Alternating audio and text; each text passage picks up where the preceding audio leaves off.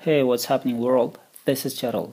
Саламатсыздарбы? Бул чет тил окуу борбору. Эгерде сиздер англис тилине кызыксаңыздар, англис тилине үйрөнүп жатсаңыздар, англис тилине үйрөнөйүн деп жатсаңыздар, анда туура жерге келдиңиздер. Бул жерде сиздерге биз англис тилинин грамматикасын үйрөтмөкчүбүз. Бул англис тилинин грамматикасынын биринчи сабагы. Анда баштайлы.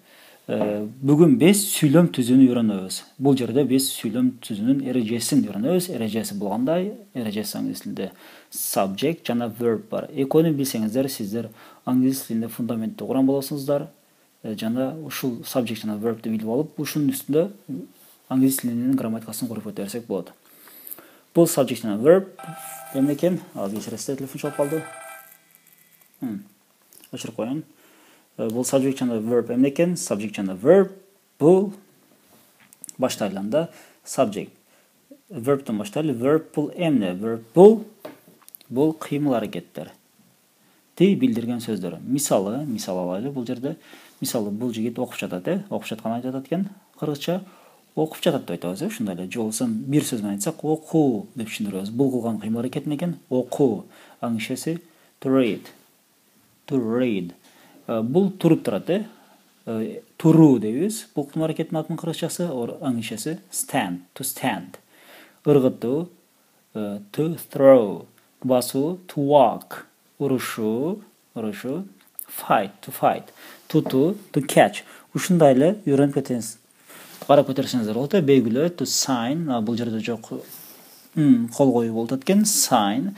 Жана ошондой эле жыйыштыруу, тазалоо, clean, to clean, тамак бышыруу, to cook, кесүү, to cut, табышырма жасоо, to do homework, оңдоо, to repair, жана бул эме деп коет кыргызчасын, ушу учуруу, to fly kite, англисчеси kite, ушул змейканын учуру, ошондой эле гүл алуу, тандоо, же көтөрүп алуу, же үзүп алуу, to pick flowers, ошондой эле жазуу, to write. Демек ушул кыймыл аракеттер менен тааныштык. Кыймыл аракеттерди биз сөздөр менен түшүндүрөбүз. Ошол сөздөрдү биз эмне эткенбиз? Verb деп койгонбуз. Verb ошол сөздөр экен, verb. Анда verb'ти билип алдык. Verb эмне экен? Бул кыргызчасы этиш, орусчасы глагол, суроосу эмне кылат, что делает. Ошол суроо менен таап алабыз. Жана кыймыл аракет түшүнсөк эле билип алабыз, кыймыл аракетти билдирген сөздөрдүн баары эмне экен? Этиш экен. Жана ошондой эле ошол этишти бирөө жарым кылыш керек да. Туурабы? Окуганда бирөө окуш керек, жазганда бирөө жазыш керек. Ошону ким кылат? Бул биздин жигит кылат. Башка айтканда бул subject. Subject эмне экен? Subject бул ушул кыймыл аракеттерди жасаган киши. Окей. Билип алдык, subject бул экен, Subject бул экен. Alright. Демек, улантып бермекчибиз. Бул жерде сүйлөм түзүп баштайлы. Анда сүйлөм түзүүдөн мурун биз сиздерге эреже жөнүндө бир сыйра айтып кетели. Эрежеде мындай нерсе бар. Subject биринчи келиш керек, verb экинчи келиш керек. Ошондо гана кандай туура сүйлөм түзүлгөн болот англис тилинде. Байкап көрөлү. Бул жигиттин аты эмне экен? Бул жигит Ben McKenna экен, Ben McKenna. Alright. Эмне дейт бул жерде? Ben McKenna Америкада жашайт дейт, Ben McKenna Америкада жашайт дейт.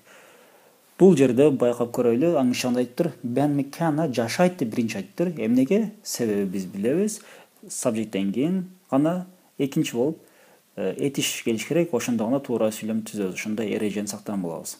Ошондуктан англис тилинде андай болуптур. Биринчи Ben, андан кийин жашоо деген сөз келди. Ben McKenna lives in the US. Окей.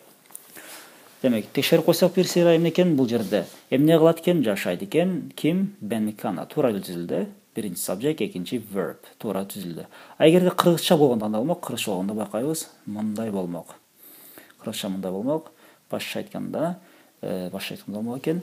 Ben McKenna Америкада жашайт деп айтмакпыз. Башка айтканда subject биринчи келип, verb башка айтканда кыргызчасы этиш эң акырында келмек. Кыргыз тили менен англис тилинин айырмасы ушул жерде болот. Кыргыз тилинде verb эң акырында келсе, англис тилинде сүйлөмдө башында subjecттен кийин экинчи келет. Алмаштырып коелу тууралап. Окей, Ben McKenna lives in the US. Окей. Жана ал спортту жакшы көрөт экен. Кантип айтабыз? Биз мынтип айтабыз, Антип өткенбиз биз кыргызча ал спортту жакшы көрөт дейбиз. Бирок англисчеси кандай болуш керек экен? Англисчеси Аңшысы he likes sports. He likes sports болуш керек экен, туура. Демек улантырабыз. Subject жөнүндө айтып кетчү бир нерсе, subject жөнүндө айтып кетчү нерсе, subject бир гана киши эмес, көп киши да болушу мүмкүн экен, Бул жерде сүйлөмдү карайлы. Мисалда эмне дептир? We play football. Биз футбол ойнойбуз дептир, Демек бул жерде эмне болду? Subject кандай болуп калды? Subject көп киши болуп калды. Көп киши болуп калды, subject. Verb болсо белгилүү. Verb бул эмне кылып атат? Ойно. We play football. Демек англис тилинде туура сүйлөм түзүлдү жана ошондой эле subject'ин көп адам болуп алышын эскертип кеттик. Жана ошондой эле экинчи сүйлөмдө John and I go to school дейт. Баш айтканда кыргызчасы John жана мен мектепке барабыз, же мектепте окуйбуз деген сөз бул. Дегенди билдирет бул. Демек байкадык John and I. Демек John жана мен деген экен, бул John жана мен көп адам. Subject кандай экен? Subject көп адам дагы болуп атат экен. John and I деп. Окей, сүйлөм текшерип коебуз. Мындан байкашырып коебуз, сүйлөм текшерип. Эмне экен? Subject жана verb биринчи, экинчи келди, сүйлөм туура. Улантырабыз. Subject бул. Subject кандай экен? Subject бул. Сөз түрдө адам гана эмес, адам эле эмес, эмне экен? Жаныбарлар болушу мүмкүн экен, нерселер болушу мүмкүн экен, Мисалы, мына бул самолет жөнүндө мисал келтирсек, plane flies in the sky. Самолет асманда учат дедик, Туура эле болду. Subject биринчи келди, flies экинчи келди. Баш айтканда subject нерсе болду бул жолкусунда. Окей. Ошондой эле verb баш айтканда нерселерди эле кыймыл аракетти көрсөтүшү мүмкүн, Бул жерде эмне болуп атат? Самолет учкандан билдирип атат. Окей. Эми улантып берели. Эгерде subject жаныбар болгондон улук.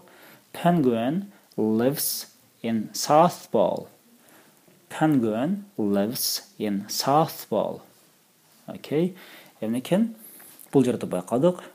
Пингвин түштүк уюлда жашайт дедик, Жашайт дедик. Демек, дагы бир эскертебиз. Subject жаныбар болушу да мүмкүн экен. Окей. Ошондо дагы кандай болсо дагы сөздөрдө subject биринчи, verb экинчи келиш керек. Англис тилде туура сүйлөм түзүү үчүн. Окей. Subject алайлы. Alright. Улантырабыз. Жана ошондой эле subject жаныбар болушу мүмкүн, нерсе болушу мүмкүн, ошондой эле көп да болушу мүмкүн экен. Бул жерде балык жана мышты көрүп турабыз, мыштын баласын, жана ошондой эле жылдыздарды көрүп турабыз, Көп болушу мүмкүн экен. Демек, бул жерде мисалды карасак, мисалда эмне турат? Kitten and fish like to play together.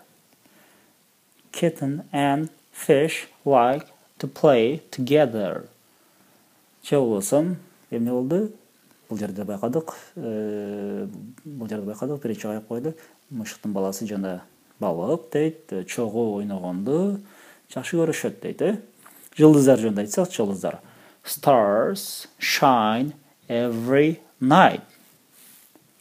Stars shine every night. Баш айтканда, жылдыздар ар түндөсү жаркырап чыгышат, жаркырашат дейт, Ошону билдирип атат. Демек, кайра эле байкадык, subject жалгыз эле жаныбар болбостон көп болушу мүмкүн жаныбарлар. Же болсо көп нерселер болушу мүмкүн экен. Анда байкап койдук. Жана ошондой эле сөздөрдө subject менен verb'тү башында биринчи, экинчи кылып кармабасак, туура түзгөн болбой калабыз сүйлөмдө. Эрежени сактай калабыз, туура эмес болуп калат. Колтурабыз. Окей, бул жерде карап турабыз. Бул жерде биз кызды көрүп турабыз, Кыз эме экен? Кыздын аты Kathy. Унун чачы узун экен, байкадык, Эме турат? Kathy'nin, окей, не дейт? Kathy'nin чачы узун дейт. Ушул сөздү кыргызча сүйлөмдү аңышай отуруп элеми. Которуштан мурун биз сиздерге эскертип кетчү нерсе, бул англис тилинде мындай бир дагы өзгөчөлүк бар. Subject жана verb эмне дедик? Биринчи subject, экинчи verb, этиш, экинчи келиш керек экен. Жана ошондой эле мындай бир нерсе бар англис тилинде. Англис тилинде эмне экен?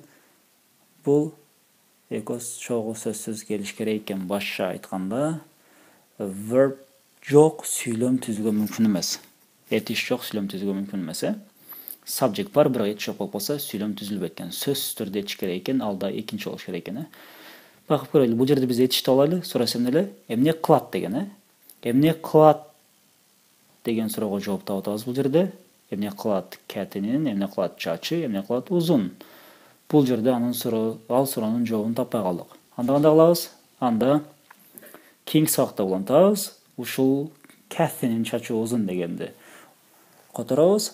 Ага чейин сиздерден сураныч. Бул сүйлөмдү сиздер өз алдыңыздарча которуп туруңуздар. Кийинки сабакта текшересиздер өзүңүздөрдү. Анда эмесе жакшы туруңуздар, сак саламат болуңуздар. All right. See you next time and stay safe. Bye.